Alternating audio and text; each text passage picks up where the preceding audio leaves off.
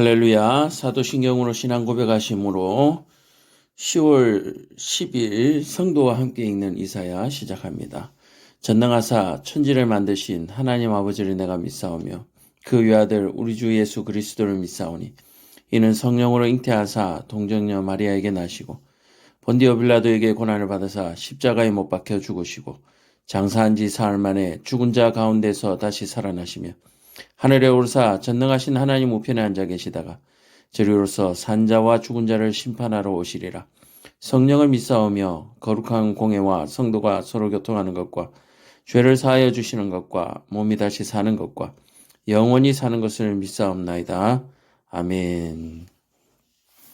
자, 오늘 우리가 보실 말씀은 이사야서 44장 9절에서 17절까지 보도록 하겠습니다. 이사야서 44장 9절에서 17절 같이 보도록 하겠습니다.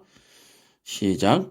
우상을 만드는 자는 다 허망하도다. 그들이 원하는 것들은 무익한 것들이거늘 그것들의 증인들은 보지도 못하며 알지도 못하니 그러므로 수치를 당하리라. 신상을 만들며 무익한 우상을 부어 만든 자가 누구냐? 보라, 그와 같은 무리들이 다 수치를 당할 것이라.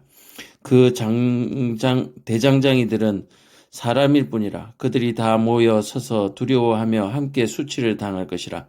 철공은 철로 연장을 만들고 숯불로 일하며 망치를 가지고 그것을 만들며 그의 힘센 팔로 그 일을 하나. 배가 고프면 기운이 없고 물을 마시지 아니하면 피곤하니라. 목공은 줄을 늘여 재고 붓으로 긋고 대패로 밀고 곡선자로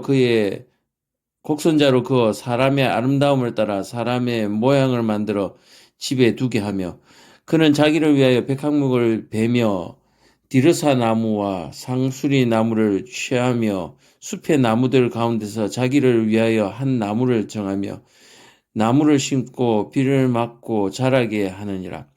이 나무는 사람이 땔감을 삼는 것이거늘 그가 그것을 가지고 자기 몸을 덮게도 하고 불을 피워 떡을 굽기도 하고 신상을 만들어 경배하며 우상을 만들고 그 앞에 엎드리기도 하는구나. 그 중에 절반은 불에 사르고 그 절반은 고기를 구워 먹고 배불리며 또 몸을 덮게 하여 이르기를 아 따뜻하다 내가 불을 보았구나 하면서 그 나머지로 신상 곧 자기의 우상을 만들고 그 앞에 엎드려 경배하며 그것에게 기도하여 이르기를 너는 나의 신이니 나를 구원하라 하는도다. 아멘. 자, 오늘 우리가 보실 말씀의 제목은 우상의 허망함이라는 제목으로 함께 은혜 나누기를 원합니다. 우상의 허망함. 자, 44장 1절에서 8절까지 그 앞에는 어떤 얘기를 했느냐 하면은 나 외 다른 신은 없다. 오직 유일한 신은 나밖에 없다. 그리고 이스라엘의 유일한 구원자이고 이스라엘의 처음부터 마지막까지 왕이 되실리 그는 여호와 한 분밖에 없다라고 하면서 여호와에 대한 정의를 우리에게 가르쳐 주었습니다. 자, 그리고 앞에 1절에서 8절까지 했던 여호와의 대조로서 9절에서 17절까지 우상에 대해서 정의를 하고 있습니다. 앞에서는 여호와는 어떻다라고 정의를 했다면 우상은 어떻다라고 하는 부분을 오늘 말씀하는데 그렇다면 앞에와 오늘 우리가 읽고 있는 이 뒤를 한번 비교해보고 대조해보면 과연 우리가 여호와와 우상 가운데서 어떤 것을 택해야 할 것인가 하는 그 가치 판단의 기준, 그 기준이 생기게 되겠죠. 그래서 우리는 이것을 통해서 분별할 수 있는 데이터가 되는데요. 오늘 보면서 우리가 한번 살펴보기를 원합니다. 자, 9절부터 한번 살펴볼까요? 우상을 만드는 자는 다 허망하도다 라고 얘기를 하고 있습니다. 우상을 만드는 자들은 다 허망하도다. 그래서 우상을 섬기는 자들이 왜 허망한가에 대해서 얘기를 하고 있죠. 우상을 만드는 자들. 자, 일단은 우상을 만드는 자들입니다. 섬기는 자들이 아니라 만드는 자들. 아마 의도적으로 이 우상이 만들어지는 것에 대해서 설명을 하면 섬기는 자들이 깨닫게 될 것이다. 이렇게 아마 이해를 하는 것 같아요. 자, 그래서 우리가 주목할 것은 자, 만드는 자를 가지고 우리가 한번 보겠습니다. 그들이 원하는 것들은 무익한 것이거늘 그것들의 증인들은 보지도 못하며 알지도 못하니 그러므로 수치를 당하리라. 자, 보세요. 우상을 만드는 자들이 있는데, 자,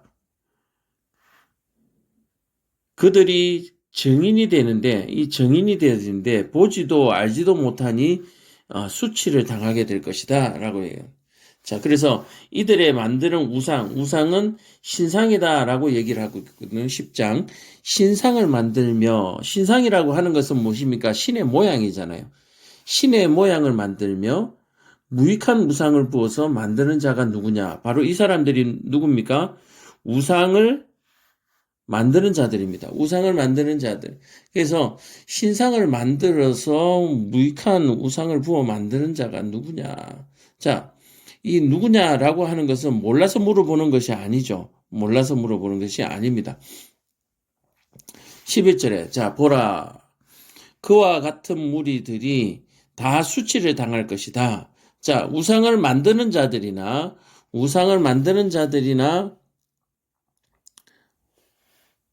또 우상을 섬기는 자들이 모두 수치를 당할 것이다. 그렇게 얘기를 하고 있습니다. 보라, 그와 같은 무리들이 다 수치를 당할 것이라. 그 대장장이들은, 자, 우상을 부어 만드는 사람들이죠. 우상을 부어 만드는 사람들. 대장장이들은 사람일 뿐이다. 자, 보세요. 대장장이를 사람이라고 말하는 이유는 뭡니까? 우상을 만든 사람이 사람이다라고 얘기한 거예요. 자, 그렇다면 사람에 의해서 만들어진 우상이 과연 신일 수가 있느냐라고 해요. 신일 수가 있느냐. 신이 될 수 없다라고 얘기를 하는 것이죠. 자, 그래서 대장장이에 대해서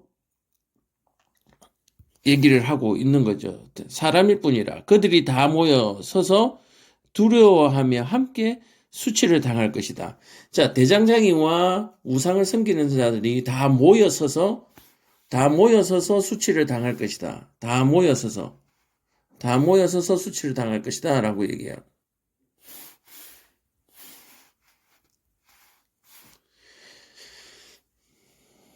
자, 누구에게 수치를 당할 것인가?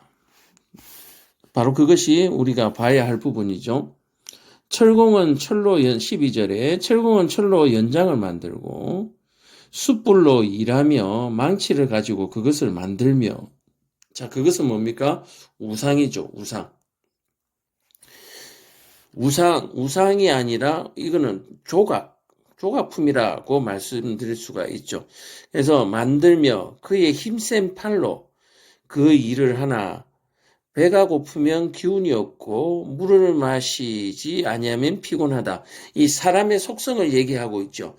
힘센 사람이 우상을 만든다. 그래서 힘센 사람이 만들었기 때문에 우상이 능력이 있다. 그렇게 만약에 말한다면 그 부어 만든 사람이 힘이 센다 하지만 배가 고프면 힘이 없어지고 물을 마시지 않으면 피곤하다라고 얘기를 하는 거예요. 자, 그래서 이 우상에 대한 불신을 얘기하고 믿을 수 없음을 대해서 얘기를 하고 있는 것입니다. 13절에 목공은 줄을 늘여서 재고 이 줄을 늘여서 잰다라고 하는 것은 치수를 재는 것이죠. 그 다음에 붓으로 긋고 대패를 밀고 하는 것들은 나무에다가 밑그림을 그려서 원하는 모양을 만들어가는 작업하는 모습을 얘기하고 있습니다. 곡선자로 그 사람의 아름다움을 따라 이 곡선자라고 하는 것은 사람의 기교, 재주 많은 사람의 기교를 묘사하는 것이죠. 곡선자로 그의 아름다움을 따라서 사람의 모양을 만들어 집에 두게 하며. 자, 우상이요, 신전에만 있는 것이 아니라 이제 어디까지 들어갑니까? 집에까지 들어옵니다. 뭐 예를 들어서 이런 거죠. 예전에는 산속이나 또는 산 위에 절이 있었잖아요. 그런데 지금은 절이 어디까지 내려와 있습니까? 절이 어디까지 내려와 있어요? 주택가까지 들어와가 있죠. 주택가에까지 들어와 있습니다. 또 이렇게 얘기하면 뭐 교회도 그렇지 않느냐라고 얘기하는데, 교회는 원래 사람 속에 있었어요. 교회는 원래 사람 속에 있었습니다. 자, 두세 사람이 모인 곳에 내가 너와 함께 하겠다 하고 하신 하나님의 말씀. 그래서 두세 사람이 모이면 교회가 되는 것이다 라고 얘기하는 거예요. 그래서 교회는 건물이 아닙니다. 교회는 건물이 아니에요. 교회는 하나님을 믿는 사람들의 모임을 그래서 교회는 원래 무형입니다. 모양이 없어요. 근데 이 모양이 없는 이 사람들의 어떤 공동체적인 집합 장소를 건물로서 교회가 생겨나기 시작했는데, 실질적으로 하나님이 거하시는 것은 사람 속에 거하시지 건물에 거하지 않습니다. 하나님께서 예루살렘 성전에 거하시는 것은 건물 안에 거하는 것이 아니라 그들의 믿음 속에, 그들이 여호와를 사랑하는 그 사랑 속에 하나님이 거하여 주시는 것이고, 또 그 예루살렘 성전에 하나님의 이름을 두겠다라고 하는 것은 보이지 않는 하나님을 믿도록 하는, 신뢰할 수 있도록 하는 언약의 표현이다. 그렇게 계약서다, 그렇게 볼 수가 있는 것이죠. 자, 그래서 목공이 사람이 힘을 주어서 그렇게 아름답게 만들어서 집에 둔다라고 그렇게 얘기를 하고 있습니다. 자, 그래서 얼뜻 보기에는 우상이 집 안으로 들어오면서 인격적인 존재로 그렇게 설명하려고 하고 있지만, 그들은 인격적인 존재가 아니라 사람의 손에, 대장장의 손에 만들어진 조각품에 불과하다라고 성경은 얘기하고 있습니다. 자, 14절에 그는 자기를 위하여라고 하는데, 다시 한번 보면 이 자기를 위한다라고 하는 이 자기는 누굽니까? 자, 첫째는 대장장인데요. 궁극적으로 얘기하면은 대장장이에게 작업을 의뢰한 자가 바로 그가 되는 것이죠. 자, 그래서 이를 위하여, 의뢰한 자를 위하여 백향목을 베고, 백향목은 굉장히 좋은 나무죠. 단단하고 크고요. 그래서 디르사 나무와 상수리 나무를 좋은 나무를 취하여서 숲의 나무들 가운데서 자기를 위하여 한 나무를 정하였다라고 하는데, 이 한 나무라고 하는 것은 뭡니까? 의뢰인이 원하는 제일 좋은 나무. 그죠? 제일 좋은 나무를 얘기하는 것이죠. 이 제일 좋은 나무를 정하여 또 나무를 심고 비를 맞고 자라게 하느니라. 자, 제일 좋은 나무를 베어서 가져오기도 하고요. 그 다음에 숲의 나무들을 자기들을 위해서 또 뿌리채 뽑아서 가져온다라고 얘기해요. 그래서 심어서 자라게 한다. 그래서 나무를 잘라서 베어서 조각을 만들기도 하고요. 살아있는 자체의 나무도 신으로 섬기는 이런 모습을 볼 수가 있습니다. 자, 그리고요, 이 나무는 사람이 땔감으로 사용한다. 그래서 이 나무는 원래 사람이 땔감으로 사용하는 것인데, 의뢰자에 의해서 이게 우상이 되고 신이 되어진다라고 해요. 자, 이 땔감에 대한 용도를 한번 볼까요? 그가 그것을 가지고 자기 몸을 덮게 한다. 땔감의 목적이죠. 불을 피워서 따뜻하게 하는 것. 그리고 불을 피워서 떡을 굽는 것. 떡 또는 고기를 구워서 먹죠. 신상을 만들어서 경배하며 우상을 만들고 그 앞에 엎드리기를 한다. 자, 이 백향목과 뿌리채 뽑아온 한 나무의 이 나무, 또 잘 나온 나무들의 용도를 보니까요, 불에 태워서 몸을 덮게 하기도 하고, 떡이나 고기를 구워 먹기도 하고, 또 신상을 만들어서 자기들이 우상으로 섬긴다. 그렇게 얘기를 하고 있습니다. 16절에 그 중에 절반은 불에 사르고 그 절반은 고기를 구워 먹고요. 배부르고 또 몸을 덮게 하고 아하 따뜻하다 내가 불을 보았구나 하면서 즐거워한다. 그렇게 얘기를 하고 있습니다. 자, 이것이 우상의 본질이다라고 얘기를 하고 있는 것이죠. 자, 17절에 그 나머지로 오늘 보실 마지막 절입니다. 그 나머지로 신상, 곧 자기의 우상을 만든다. 그 앞에 엎드려 경배하며 그것에 기도하여 이르기를 너는 나의 신이니 나를 구원하라 하는도다. 과연 이런 곳에 과연 신령함이 있느냐라고 얘기한 거예요. 자, 보세요.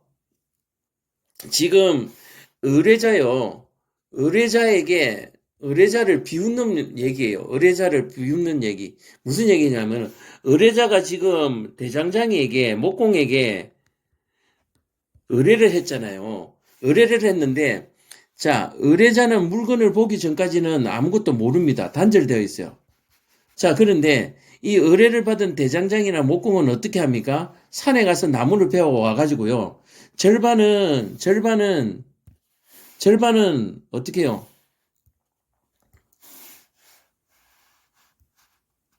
불에 사르고요. 또 절반은 불에 고기를 구워 먹고요. 그러고 나서 나머지로 우상을 만든다라고 얘기하고 있어요. 그러고 나서 어떻게 해요? 다 만든 이후에 의뢰인에게 그 우상을 넘겨주는 것이죠. 그러면 이 의뢰인은 대장장이가 만드는 과정을 보지를 못했습니다. 자, 그래서 아까 맨 처음에 다시 돌아가 볼까요? 9절에 보지도 못하며 알지도 못하니 그러므로 수치를 당할 것이다 라고 얘기하는 부분이 지금 이 얘기를 얘기하는 거예요. 대장장이가 나무를 가지고 와서 땔감으로도 쓰고 고기도 구워 먹고 그 나머지를 가지고 우상을 만들었는데요. 그 우상을 만들고 난 다음에 의뢰인에게 갖다 주고는 뭐를 받습니까? 또 돈을 받아요. 자, 이렇게 하고는 의뢰인들은 그 만들어진 대장장이가 그렇게 해서 만들어 놓은 우상에다가 뭐를 합니까? 절을 한다라고 얘기해요. 절을 한다라고 해요. 자, 어제 우리가 보았던 여호와 하나님과 어떤 차이가 있습니까? 어떤 차이가 있어요? 6절에 보면 했던 부분이 나는 처음이요 마지막이라 나 외에 다른 신은 없다라고 얘기해요. 또 하나님은 어떤 분이십니까? 모태에서부터 우리를 지으신 분이고요. 목마른 자에게 물을 주시게 한 분이고요. 또 그 복을 후대까지 계속 부어주시는 분입니다. 이런 하나님과 오늘 우리가 보는 이 우상들과는 확연하게 그 차이를 드러내고 있는 것입니다. 사랑하는 성도분, 말씀을 한번 마무리하겠습니다. 하나님께서 이사야를 통해서 계속적으로 말씀하고 있는 내용이 뭡니까? 나 외에 다른 신은 없다.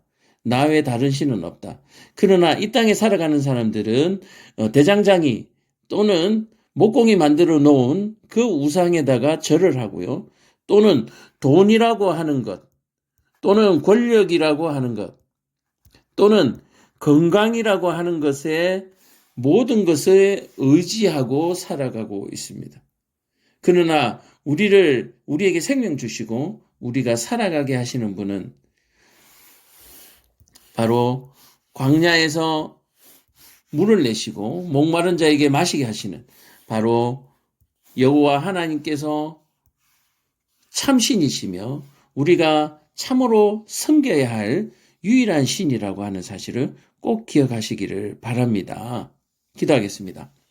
사랑과 은혜가 충만하신 아버지 하나님, 오늘도 많은 사람들 가운데서 우리를 특별하게 택하여 불러주셔서 하나님을 먼저 믿게 하시고 그 하나님의 은혜를 생각하게 하심을 참으로 감사합니다.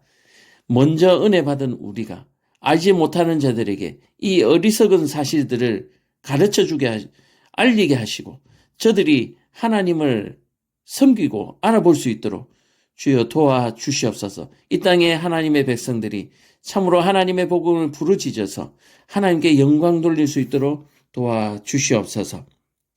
이 땅에 많은 염려와 근심 속에 쌓여 살아가는 어리석은 자들이 하나님을 찾으며 하나님께 회개할 수 있는 은혜를 베풀어 주시옵소서. 예수님 이름으로 기도드렸습니다. 아멘. 하늘에 계신 우리 아버지여, 이름이 거룩히 여김을 받으시오며 나라에 임하옵시며 뜻이 하늘에서 이룬 것 같이 땅에서도 이루어지이다. 오늘날 우리에게 일용할 양식을 주옵시고 우리가 우리에게 죄 지은 자를 사하여 준 것 같이 우리 죄를 사하여 주옵시고 우리를 시험에 들게 하지 마옵시고 다만 악에서 구하옵소서. 대개 나라와 권세와 영광의 아버지께 영원히 있사옵나이다. 아멘.